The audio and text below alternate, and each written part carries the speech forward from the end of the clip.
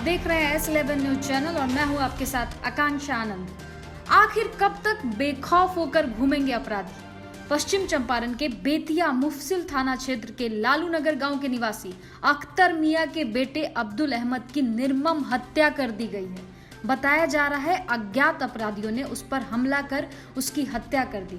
इतना ही नहीं, उसके शरीर को कई टुकड़ों में काट कर बेतिया के इंडस्ट्रियल एरिया में फेंक दिया, जिसकी वजह से आसपास के क्षेत्र में हड़कंप का माहौल मच गया है। ग्रामीणों ने इस खबर की सूचना पुलिस को दी। सूचना मिलते ही घटनास्थल पर मौके पर पहुंची पुलिस ने शव को अपने कब्जे में लिया। वहीं बता दें कि पुलिस ने शव को पोस्टमार्टम के लिए बेतिया गवर्नमेंट मेडिकल कॉलेज भेज दी है। हालांकि पुलिस ने बताया है कि पोस्टमार्टम के बाद शव को परिजनों को अंतिम संस्कार के लिए सौंप दिया जाएगा। वहीं इस संबंध में मृतक के पिता ने बताया कि पहले से ही भूमि विवाद को लेकर बेतिया नगर परिषद के सभापति गरिमा शिकारिया और उनके पति रोहित शिकारिया के साथ तनाव चल रहा था। उनका सीधा आरोप है कि भूमि विवाद में ही मेरे पुत्र की हत्या कर दी गई है। हालांकि पुलिस मामले की तफ्तीश में जुट गई है। मामला जो हो, तत्काल नप सभापति के पति रोहित शिकारिया पर सीधा आरोप लगने से वो फंसते हुए नजर आ रहे हैं। मामले की पुलिस तहकीकात कर रही है। पूरे शहर में चर्चाएं गर्म है और तनाव बना हुआ है। हमारा नाम अख्तर हुसैन है और हम इंडस्ट्रियल एरिया बेतिया के निवासी हैं। जहां हम लोग खड़े हैं यही हमारा निवास स्थान है। कल रात जो है हमारे लड़के का मर्मम हत्या हो गया। इसकी सूचना जो है दी है तो उसका सिर जो है हम जाकर के देखे हैं थाना में, और बॉडी मकई फैक्ट्री के सामने हम बोरा में फंसा हुआ पाए। तो प्रशासन को हम बुलाए, प्रशासन आया और जो औपचारिक कार्रवाई है वो हो रही है। मामला जो है ज़मीन का मैटर का है। रोहित कुमार शिकारिया से हमको ज़मीन का मैटर में पहले से दुश्मनी चल रहा है। उन पर जो है हम केस किए हुए हैं हाई कोर्ट में। एक चिट्ठी भी हम उनको वहाँ पर दिए हुए हैं जिसमें लिखा हुआ है कि अगर केस खत्म नहीं करेंगे आप और ज़मीन पर से नहीं हटेंगे तो इसके बाद आपका और आपके बेटे का नंबर। यूरिया की किल्लत से किसानों की बड़ी परेशानी। किसान हित में अविलंब यूरिया की उपलब्धता कराए सरकार। पश्चिम चंपारण कृषि प्रधान जिला है। यहाँ अधिकांश लोग खेती किसानी से ही अपने परिवार का भरण पोषण करते हैं। फिलहाल इस जिले में यूरिया खाद की किल्लत बनी हुई है। किसानों को धान और गन्ने की बेहतर उत्पादन के लिए जरूरत मुताबिक खाद नहीं मिल रही है। नतीजा ये है कि इस वर्ष फसलों में भारी गिरावट आने की संभावनाएं भी बढ़ती जा रही है। अगर समय से यूरिया खाद की उपलब्धता नहीं हुई तो पैदावार में गिरावट लाजमी है। वहीं बता दें, बाबूधाम ट्रस्ट के संस्थापक अजय प्रकाश पाठक क्षेत्रीय जगहों का दौरा किया। किसानों की समस्या से अवगत होने के पश्चात रविवार को प्रेस वार्ता में उन्होंने बताया कि इस साल सामान्य से ज्यादा वर्षा होने और बाढ़ ने पहले ही किसान की फसल बर्बाद कर चुकी है। बची खुची उनकी आस उम्मीद को यूरिया की किल्लत ने धाराशाही कर दिया है। उन्होंने चीनी मिल प्रबंधकों पर किसान का सहयोग नहीं करने का आरोप लगाया है। ट्रस्ट के माध्यम से श्री पाठक ने सरकार से उचित मूल्य पर समय रहते यूरिया खाद उपलब्ध कराने की अपील की है। निर्भर करते हैं। अगर खेती का फसल अच्छा नहीं हुआ तो उनकी हालत बहुत खराब हो जाती है। उनके बच्चों को फीस देने लायक पैसे नहीं रह जाते हैं। और इस यूरिया की कालाबाजारी से लोगों को महंगे दामों पे ब्लैक में खरीदना पड़ रहा है यूरिया। यहां तक कि इस क्षेत्र में काफी मिल है। मिल भी जो मिल मालिक लोग हैं वो भी यूरिया पूरी उपलब्ध नहीं करा पा रहे हैं। अतः मुझे बिहार सरकार से गुजारिश है कि यूरिया की कालाबाजारी को रोके और यूरिया सही दाम पे किसानों को उपलब्ध कराए। डूबने से 2 बच्चों की मौत। नरकटियागंज शिकारपुर थाना क्षेत्र के हड़बोड़ा नदी में डूबने से 2 बच्चों की मौत हो गई। बताया जा रहा है कि चीनी मिल के हजारी के समीप हड़बोड़ा नदी में नहाने के दौरान दोनों बच्चे डूब गए। घटना की सूचना पर पहुंची शिकारपुर पुलिस। स्थानीय और परिजनों द्वारा काफी मशक्कत के बाद नदी से डूबे दोनों बच्चों को निकाला गया। वहीं स्थानीय पूर्व नव सभापति गुड्डू अग्रवाल ने बताया कि 6 बच्चे नदी में नहाने गए थे, जिसमें 4 बच्चे सकुशल बच गए, लेकिन 2 बच्चे डूब गए, जिसकी पहचान वार्ड संख्या 14 के जिगरा और अमन है। वहीं परिजनों का रो रो कर बुरा हाल है। बिहार विधानसभा चुनाव का बिगुल बजते ही भारतीय जनता पार्टी के राष्ट्रीय उपाध्यक्ष रेणु देवी ने आज अपने कार्यकर्ताओं के साथ बैठक की। आज के बैठक में उन्होंने कही कि भारतीय जनता पार्टी के एक कार्यकर्ता सेवा भाव से चुनाव में काम करती है। उन्होंने बताया कि इस कोरोना महामारी में भी हमारी पार्टी माननीय प्रधानमंत्री नरेंद्र मोदी के एक आदेश का पालन करते हुए देश के एक जनता के पास गई है। उनको किसी तरह का लॉकडाउन में परेशानी न हो काम की है, साथ ही जनता के दुख दर्द में भी शामिल रही है। हम जनता से अपने कामों पर वोट मांगने का काम करेंगे। में सारे लोग उपस्थित हैं, हमारे सब वरीय जो पूर्व के कार्य समिति सदस्य, जो प्रदेश कार्य समिति के सदस्य भाई आनंद जी हैं, भाई विजय रंजन ठाकुर जी हैं, भाई गौतम जी दुबे हैं, भाई हमारे महामंत्री रवि जी हैं और हमारे अनिल राम जी हैं और सभी हमारे वरीय। मैंने आज की बैठक की आज जो है एक तरह से कहिए कि हम चुनाव का आगाज कर रहे हैं। चुनाव का बिगुल बज चुका है और हमारी सेना जो है हम सभी लोग तैयार हो चुके हैं। हम लोग अपने कार्यक्रम में लगे हुए हैं, कार्य में लगे हुए हैं और ये पार्टी का हमारा कार्य जो है वो पार्टी का काम हमारा सिर्फ चुनाव लड़ना नहीं, हमारा सेवा है। और सेवा के माध्यम से आप देखे होंगे हमारे पूर्व अध्यक्ष आज स्वर्गीय भाई कन्हैया गुप्ता जी के और पूरे नगर से जो काम चला है सेवा के माध्यम से 1.5 महीना तक भोजन चलाना और हम लोग उस तरफ से सुखा 44वीं वाहिनी सशस्त्र सीमा बल के 10वीं वर्षगांठ कोविड-19 सुरक्षा संबंधित पहलुओं को ध्यान में रखते हुए स्थापना दिवस कार्यक्रम का आयोजन किया गया।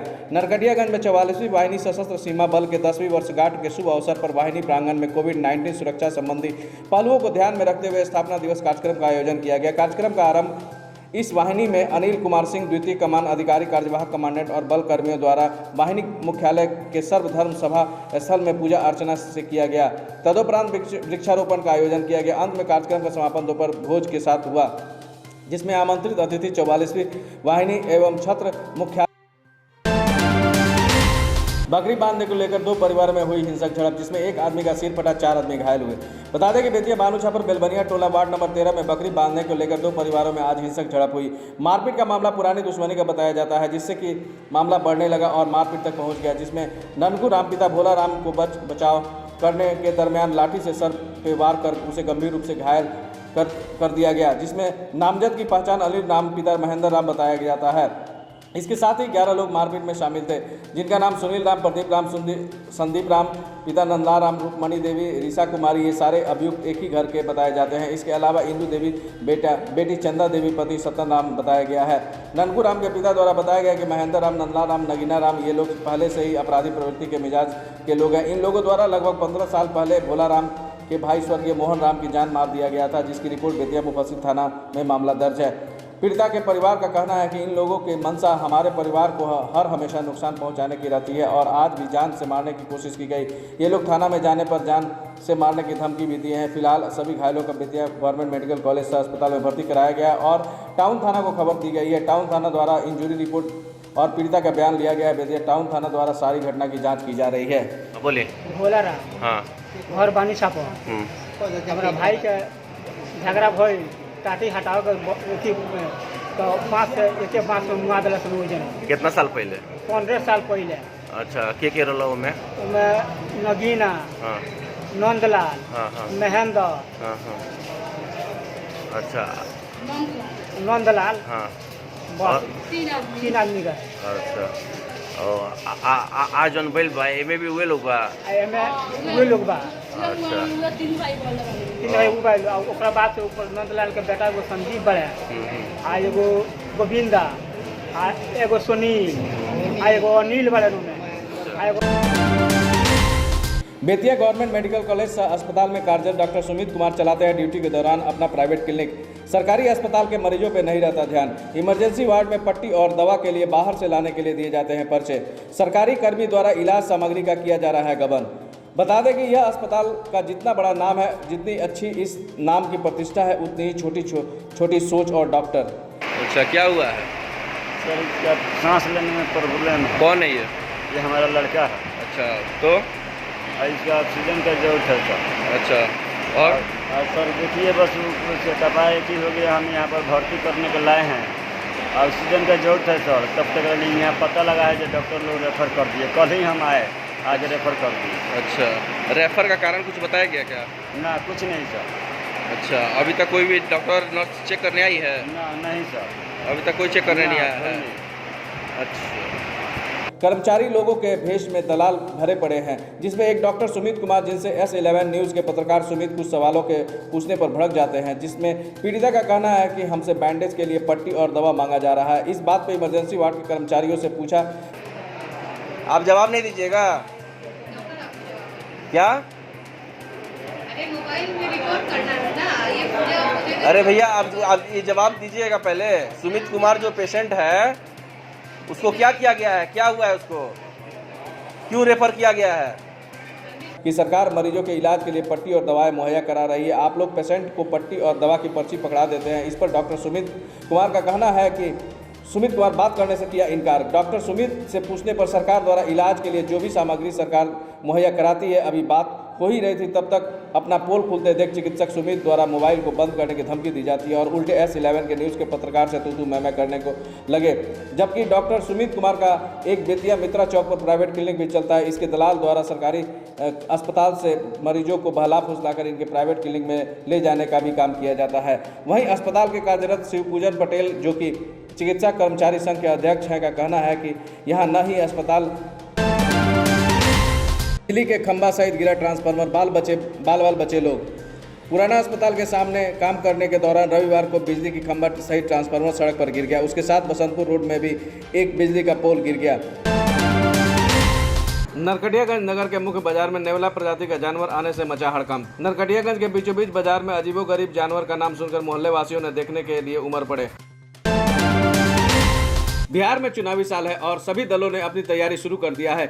एक और बीजेपी अगस्त महीने के अंतिम में प्रत्याशियों को छेड़ क्षेत्र में दौरा की नसीहत दिया है, तो वहीं कांग्रेस अपनी खोई जमीन को तलाशने में जुटी है। चुनाव आयोग ने जैसे ही कोविड-19 के दौर में चुनाव संपन्न कराने की गाइडलाइन जारी किया, एनडीए और यूपीए की ओर से तैयारी तेज हो गई है। इसी कड़ी में बिहार विधानसभा चुनाव में के बीच वाल्मीकि नगर लोकसभा सीट पर उपचुनाव की भी तैयारी जोर शोर से चल रही है। पश्चिम चंपारण जिला में आगामी विधानसभा और बिहार के पहले लोकसभा सीट पर उपचुनाव की गहमागामी अब जोर पकड़ने लगे। इसी क्रम में कांग्रेस भी क्षेत्र में अपने प्रत्याशी के चुनाव को लेकर काफी संजीदा है, जिसको लेकर कोर कमेटी की बैठक आईबी गेस्ट हाउस में बगहा में हुई। इस समीक्षा बैठक में इंजीनियर शशि भूषण राय और निर्मल वर्मा बतौर ऑब्जर्वर कार्यकर्ताओं से रूबरू हुए। बैठक के बाद संवाददाताओं को संबोधित करते हुए इंजीनियर शशि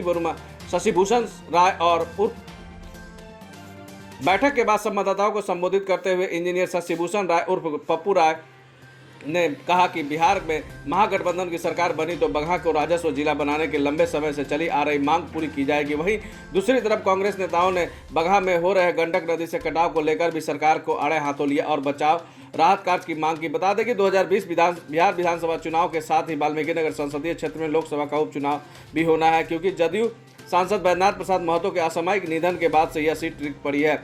इधर कांग्रेस कोर कमेटी की समीक्षा बैठक में वरीय पत्रकार प्रवेश मिश्रा ने वाल्मीकि नगर लोकसभा सीट पर अपनी उम्मीदवारी को लेकर दावेदारी पेश किया, तो वहीं बीएसपी बगहा विधानसभा से 2 बार चुनाव लड़े और उप विजेता रहे अधिवक्ता कामरान अजीज ने महागठबंधन में कांग्रेस की दावेदारी किया। ऐसे में अब देखना दिलचस्प होगा कि मिशन 2020 लोकसभा उपचुनाव और विधानसभा चुनाव में पश्चिम चंपारण जिला में कांग्रेस अपनी खोई जमीन तलाशने में सफल होती है या भी नहीं।